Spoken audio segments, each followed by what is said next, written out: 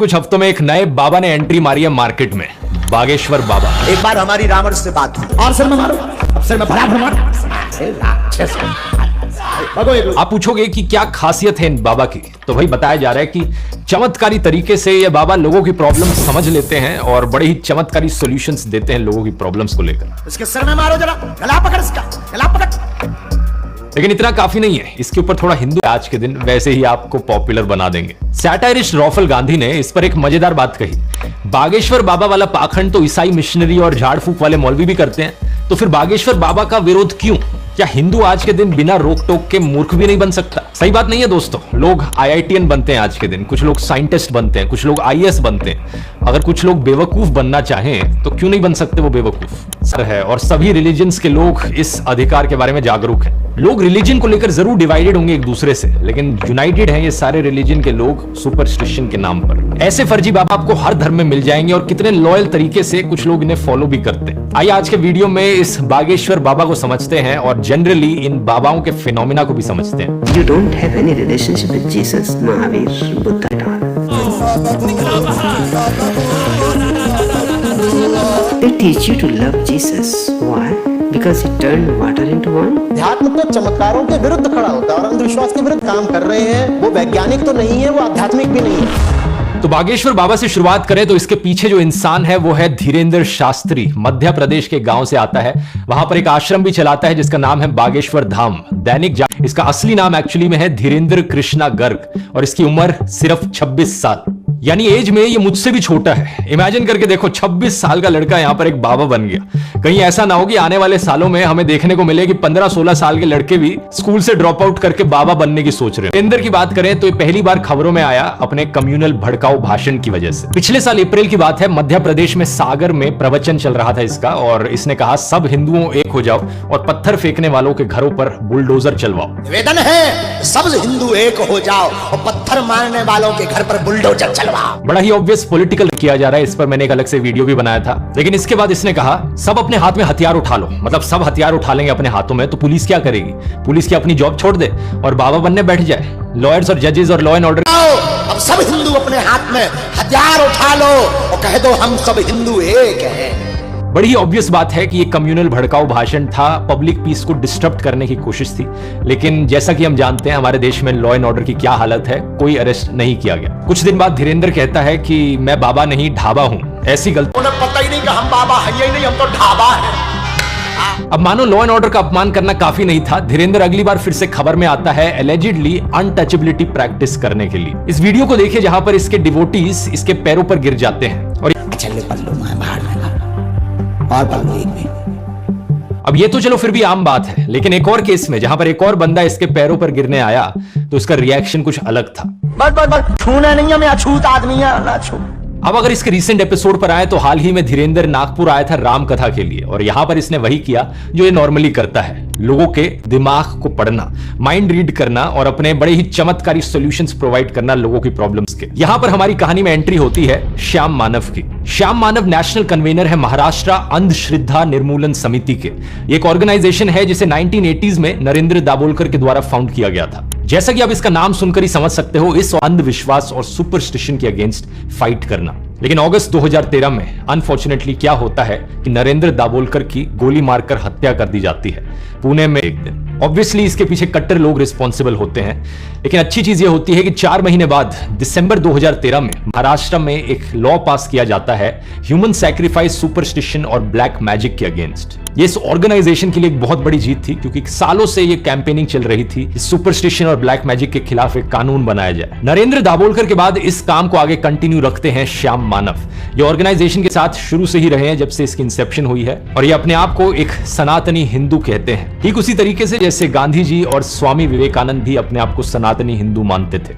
एक तो अपने आप को सनातनी हिंदू कहता हूं महात्मा गांधी भी अपने आप को सनातनी हिंदू कहते थे और स्वामी विवेकानंद जी भी अपने आप को सनातनी हिंदू कहते थे। धर्म के खिलाफ नहीं है, बल्कि उस लूटमारी और उस फ्रॉड के खिलाफ है जो धर्म के नाम पर हो रही है। जो इनका काम है वो अकॉर्डेंस में है कॉन्स्टिट्यूशन ऑफ इंडिया के। दैनिक भास्कर की एक रिपोर्ट हमें बताती है कि श्याम मानव 200 से ज्यादा बाबाओं का भांडाफोड़ कर चुके हैं। शकुंतला देवी को लेकर, जिन्हें ह्यूमन कंप्यूटर नाम से जाना जाता है, श्याम मानव कहते हैं कि ये उनके मैथमेटिक्स प्रोग्राम्स के खिलाफ नहीं थे, लेकिन धीरे धीरे उन्होंने एस्ट्रोलॉजी और फ्यूचर प्रेडिक्शन जैसी चीजें शुरू कर दी थी। फोड़ किया। पुलिस ने शिकायत दर्ज करी और एफआईआर भी लिखी गई। जिस कार्यक्रम से वो नागपुर आई थी, उस कार्यक्रम को छोड़ के उन्हें भागना भी पड़ा। शकुंतला देवी, जिनका नाम Guinness book of world records में रिकॉर्ड हुआ था, वो नागपुर में आई। उसने एडवर्टाइजमेंट शुरू की, God can tell correct fortune, so can Shakuntala Devi. ये पहला बड़ा केस था इनका, और शकुंतला के चमत्कार और उनकी भविष्यवाणी सब बंद हो गई इसके बाद। एक और बड़ा केस था इनका फॉरेन मिशनरीज को लेकर। ये बताते हैं कि कैसे 5 मिशनरी नागपुर आए हुए थे, तो जहां पर अंधे को दिखने लग जाता है, बहरे को सुनने लग जाता है, ऐसे चमत्कारों का दावा करते हैं। उस वक्त इन्होंने 1986 के ड्रग्स और रेमेडीज एक्ट का इस्तेमाल किया अपनी फाइट करने के लिए। उस कानून के तहत इन्होंने इन 5 मिशनरी के खिलाफ शिकायत दर्ज करी, और देश में पहली बार ऐसा हुआ कि 4 विदेशी मिशनरियों को अरेस्ट किया गया। तो अपनी अभी की कहानी पर वापस आए तो धीरेन्द्र शास्त्री नागपुर जाते हैं, राम कथा के लिए गए हैं। इन्होंने कहा ये तो अच्छी चीज है और इसे वेलकम किया जाना चाहिए, लेकिन फिर इन्हें पता चलता है कि ये बाबा अपना दिव्य दरबार होल्ड करते हैं, जहां पर ये चमत्कार करते हुए दिखाते हैं। कहा जाता है कि ये नागपुर में 7 और 8 जनवरी को होगा। तुम कथा का आयोजन है, मैंने कहा अच्छी बात है, उसका तो स्वागत होना चाहिए। लेकिन लोगों ने ध्यान में ला के दिया कि उनके दिव्य दरबार के काफी वीडियोज उपलब्ध है, इसलिए मैंने उसकी तरफ ध्यान दिया। मेरी बड़ी टीम है, उन टीम को मैंने भिड़ा दिया। 40-50 वीडियोज उन्होंने खंगाले और उनके ध्यान में आया कि इसमें काफी कानूनन उल्लंघन होता है। इन्फॉर्म करते हैं, उन्हें प्रूफ देते हैं और पुलिस को कहते हैं कि प्लीज एक्शन लो इस चीज को लेकर, लेकिन पुलिस कोई एक्शन नहीं लेती। बाद में एक्चुअली में नागपुर की पुलिस बाबे हुए कि इन्होंने सारे एविडेंस को एग्जामिन कर लिया है और इन्हें कुछ भी ऐसा नहीं मिला जो ब्लैक मैजिक एक्ट के अगेंस्ट हो। तो श्याम मानव पुलिस को इन्फॉर्म करने के लिए करते हैं। 2 चैलेंजेस होते हैं। पहला होता है कि एक कमरे में 10 लोग हैं, उन 10 लोगों का नाम, उनके पिता का नाम, उनकी एज और उनका फोन नंबर बताओ भाई। और दूसरा चैलेंज होता है कि एक बगल के कमरे में रखी 10 चीजों के बारे में बताया जाए कि कौन सी चीजें रखी हैं कमरे में। श्याम मानव कहते हैं कि अगर बाबा ने 90% एक्यूरेसी तो उन्हें 30 लाख रुपए का इनाम देंगे ये, और अगर ये चैलेंज जीत गए तो श्याम मानव अपना माथा उनके पैरों पर टिका देंगे, माफी मांगेंगे और अपनी पूरी ऑर्गेनाइजेशन को बंद कर डालेंगे। तो आगे क्या होता है? क्या बागेश्वर बाबा इवेंट के पोस्टर पर लिखा था दोस्तों कि ये इवेंट 13 जनवरी तक चलेगा, लेकिन धीरेन्द्र नागपुर की ओर निकल लेता है 11 जनवरी को ही। श्याम मानव इसे भगोड़ा करके पुकारते हैं कि चैलेंज एक्सेप्ट नहीं कर पाया इसलिए ये निकल लिया। कुछ तकलीफ हो जाती है और वो श्याम मानव का पुतला जलाने लगते हैं। इसके बाद एक्चुअली में श्याम मानव को डेथ थ्रेट्स भी दिए जाते हैं कि नरेंद्र दाभोलकर के साथ जो हमने किया था वो तुम्हारे साथ भी करेंगे, अनदर नरेंद्र दाभोलकर।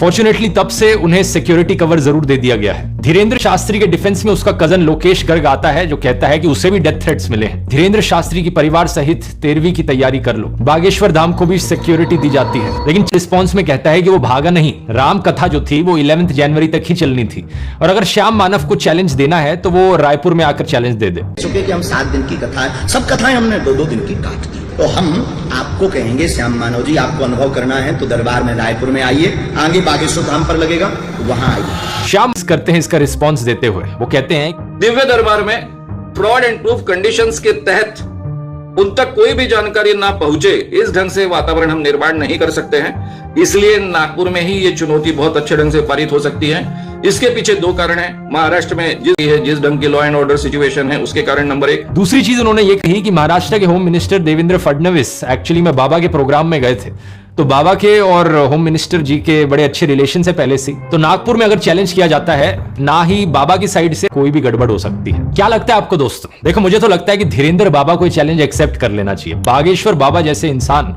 को छोटी मोटी चीजों के बारे में नहीं सोचना चाहिए। नागपुरेश्वर बाबा के हजारों फॉलोअर्स इस इमेजिनेशन में जी रहे हैं कि श्याम मानव कैसे अपना माथा बाबा के चरणों में टेकेंगे। इसी बीच दोस्तों शंकराचार्य स्वामी अविमुक्तेश्वरा स्टेटमेंट दी। इन्होंने कहा कि चमत्कार दिखाने वाले जोशीमठ आकर घिसटती हुई जमीन को रोककर दिखाएं। इन्होंने यह भी कहा कि कोई ऐसा चमत्कारी पुरुष है तो धर्मांतरण रोक दे, लोगों की आत्महत्या रोक दे, लोगों के घरों में झगड़े हो रहे हैं, फसाद हो रहे हैं, उन्हें रोक दे। ऐसा कोई उपयोगी चमत्कार करके दिखाए, तभी हम उसे एक चमत्कारी पुरुष कह सकते हैं। मेरी तरफ से कुछ और सजेशंस धीरेन्द्र के लिए। मुझे लगता है इन्हें रॉ ज्वाइन कर लेनी चाहिए। अलग अलग देशों की सीक्रेट इंफॉर्मेशन पता करने में बहुत मदद मिलेगी।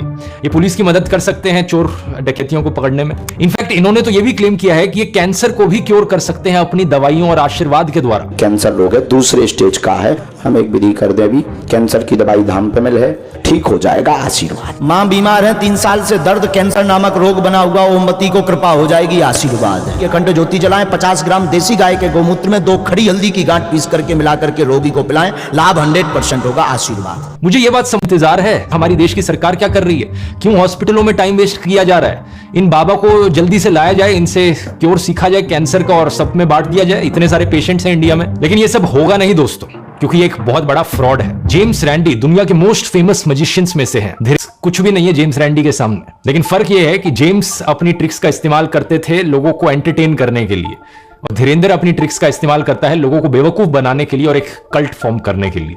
जेम्स रैंडी ने एक जेम्स रैंडी फाउंडेशन की स्थापना करी, साइंटिफिक टेम्पल। इसमें उन्होंने अपना एक $1 मिलियन पैरानॉर्मल चैलेंज निकाला। चैलेंज बड़ा सिंपल था, दुनिया में कोई भी इंसान जेम्स रैंडी को प्रूफ दिखा दे सुपरनैचुरल चीजों का, पैरानॉर्मल चीजों का, ये भूत प्रेत जैसी चीजें, और उस इंसान को $1 मिलियन का इनाम मिल जाएगा। लेकिन आप नहीं कर पाया है। इस चीज को डिटेल में मैंने भूतों वाले वीडियो में भी एक्सप्लेन किया था, गोश्त के ऊपर जो मैंने वीडियो बनाया था, नहीं देखा है उसका लिंक मैं नीचे डिस्क्रिप्शन में डाल दूंगा। हैरानी की बात यह है कि इसके बावजूद भी दुनिया भर में लोग गरीब बाबाओं से बड़े आकर्षित होते रहते हैं। कहीं हमें एक बाबा देखने को मिलता है जो हवा से सोने की चेन निकाल देता है, कोई बाबा पानी का पेट्रोल बना देता है। सुपरस्टिशन तो चलो फिर भी कुछ हद तक एक हार्मलेस। तीसरा कारण है फेथ।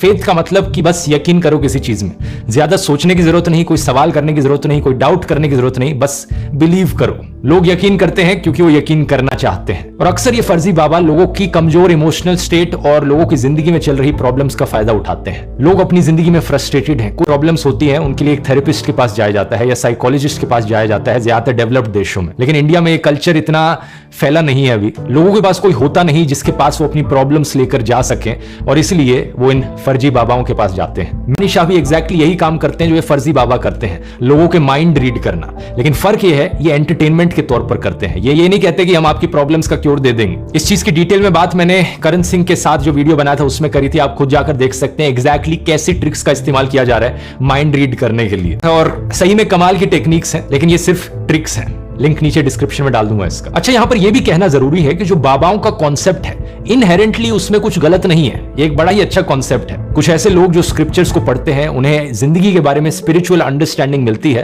और काम करते हैं, एक पर्सनल काउंसलर की तरह काम करते हैं। ये पुराने जमाने में बहुत होता था और तब कोई फीस चार्ज नहीं करी जाती थी, ये एक सेल्फलेस सर्विस होती थी जो असली बाबा देते थे। हिंदू भिक्षु, बौद्ध भिक्षु, जैन भिक्षु, मुस्लिम फकीर, इतिहास में हमने कई ऐसे लोग देखे, शंकराचार्य, बाबा फरीद, कबीर, गुरु नानक, बाबा बुल्ले शाह, स्वामी दयानंद सरस्वती, स्वामी विवेकानंद और जिड्डू कृष्णमूर्ति। लेकिन हाल ही में ट्रेंड सा आ गया है कि निकम्मे लोग बाबा बनने शुरू हो गए। इन फर्जी बाबाओं के पास कोई लाइफ एडवाइस नहीं है लोगों को देने को, ये बस धंधा चलाने के लिए। जो भिक्षा का कॉन्सेप्ट था वो भीख के कॉन्सेप्ट में बदल गया। इसी रीजन से दोस्तों इन फर्जी बाबाओं को एक्सपोज करना बहुत जरूरी है, लोगों को इन पाखंडी बाबाओं से बचाना बहुत जरूरी है। ये धर्म के लिए अच्छा होगा, साइंस के लिए अच्छा होगा। इस वीडियो को अपने परिवार और दोस्तों के साथ शेयर कीजिए ताकि वो भी सच जान सके।